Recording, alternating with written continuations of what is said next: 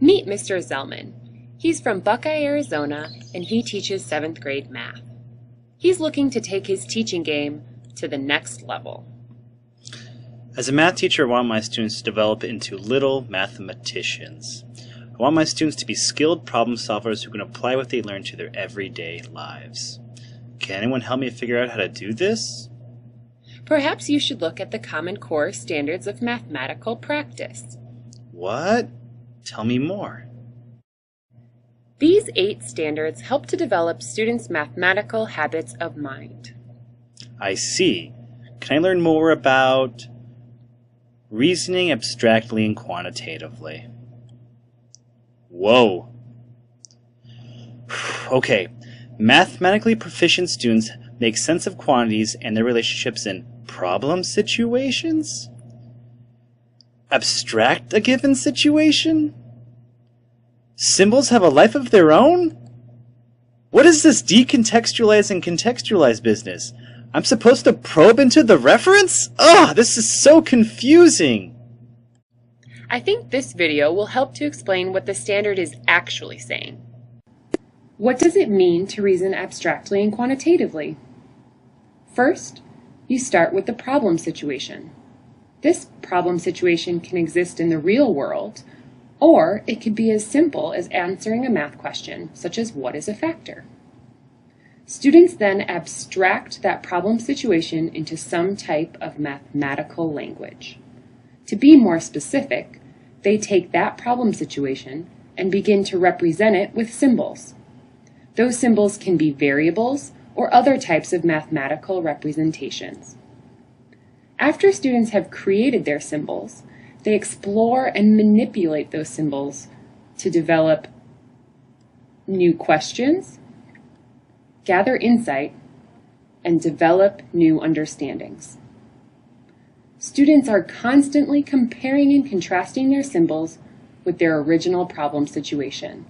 They keep toggling back between the representation and its original referent. They keep going back and forth to make sure both make sense. Eventually, we want students to draw their own conclusions from these symbols to the original problem situation. I think I understand this standard, but how do I develop this skill with my students? Whoa! Where am I? What is this place? On this website, you can look at projects that connect with the Common Core. Let's take a look at some projects where students are reasoning abstractly and quantitatively. This is the Reshaping Rochester project. By the early 2000s, parts of downtown Rochester, New York were run down and dangerous. In 2005, the Grasso-Zimmer plan proposed that rewatering a section of the Erie Canal would help revitalize the city. This plan was voted down. Why? A private company had conducted a survey that said the plan wouldn't get public support for a bond issue. The 6th grade students of Genesee Community Charter School wondered, how do you figure out what a city wants? There are many instances of students reasoning abstractly and quantitatively in this project. One specific problem situation for students was, why is it that most of the people we talk to are in favor of this plan, but the data doesn't show that? With help from a professional statistician, students abstracted what it meant for a survey to be valid. They learned about the importance of sample size, answer choices, and demographics. The class used this new knowledge to see the flaws of the first survey, which had a small sample size and used a 3-point scale. People could only answer that the Grasso-Zimmer plan was not valuable at all, somewhat valuable, or very valuable. People gravitated to the middle, and only responses of very valuable indicated support for the project. Students then created their own survey that used a 4-point scale.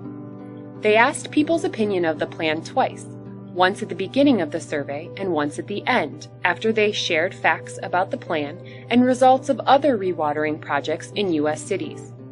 Students also added questions to the survey to collect demographic data. They turned the raw survey data into symbolic representations with graphs. The students then explored the data. This pie chart shows one of the students' new understandings. 91% of the people they surveyed thought the plan would be very or somewhat successful. But was this data valid and representative of the community? Students compared and contrasted their data with the data from the first survey. Their sample size was 66% larger, and the demographics of the respondents were representative of Rochester. The students concluded that their survey was valid and demonstrated community support for the plan. So as I hope you can see, throughout this project, students were engaging in reasoning abstractly and quantitatively. The class presented their data to the deputy mayor. The high quality of their survey and the validity of their data helped to convince the city that the Grasso-Zimmer plan had community support. The city is now investing tens of millions of dollars in rewatering the canal. Take a look at this next project, Jason and the Mathalisa. Jason and the Mathalisa was a collaborative project between two sixth-grade classes at High Tech Middle School in San Diego, California. It incorporated math, narrative writing, and art. The student authors started off with a very simple problem situation. What's an effective way to teach critical sixth-grade math concepts to lay readers? They came to the conclusion that telling a story would be a powerful way to communicate mathematical ideas. They used art to bring these ideas to life. Jason is in summer school because he failed math. Luckily for him, he's spending the summer with his dad, who works at an art museum. As Jason explores the galleries, he meets Mona Lisa's sister, Mathalisa, who guides him through the museum, introduces him to famous artists, and teaches him critical math concepts along the way.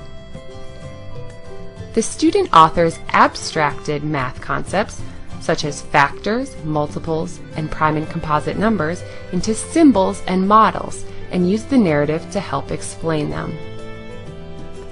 Jason then works with the Mathalisa and famous artists to explore these symbols and models, and manipulate them to make sense of them and the underlying mathematics. Jason's journey produced many questions and some pretty interesting insights. But eventually he came to some wonderful new understandings. Okay, I think I'm getting this. The prime numbers are at the bottom of the factor tree, right? Because they can't be broken down, so those are the numbers we're left with. The student authors do a wonderful job of going back and forth between the models, the narrative, the symbols, and their reference to make these math concepts clear.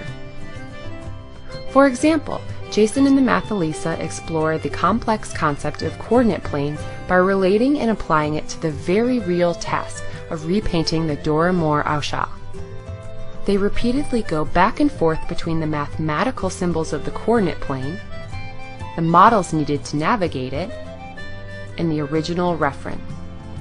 This process helps Jason and the reader make sense of the coordinate plane and shows how the process of abstracting can mean so much more than just writing equations. Jason's journey helps him develop critical math skills, and he, like the reader, learns that there is great beauty in the world of mathematics. Almost as much beauty as that found in the wonderful art pieces that they visit along their journey.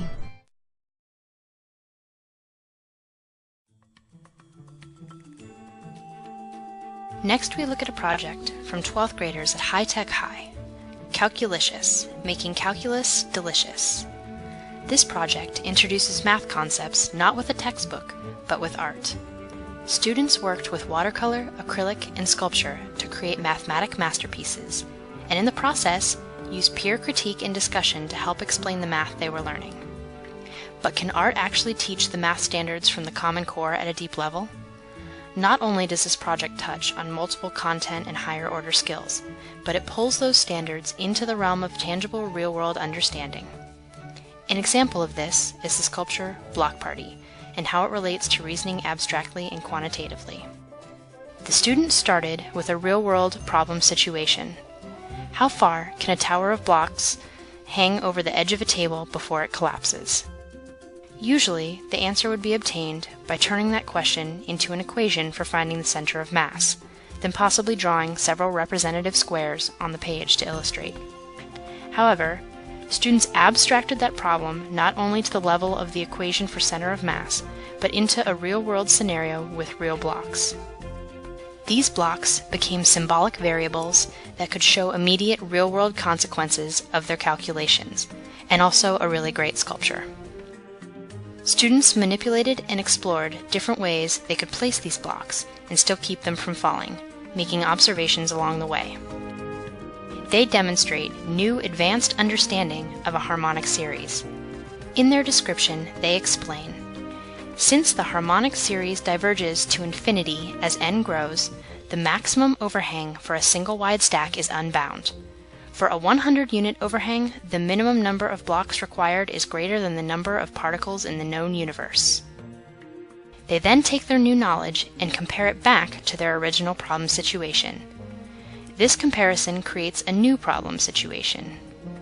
It's only natural for one to wonder if it is possible to obtain a larger overhang with the same number of blocks. By using their new knowledge, they were able to work out the new problem situation to arrive at a new conclusion.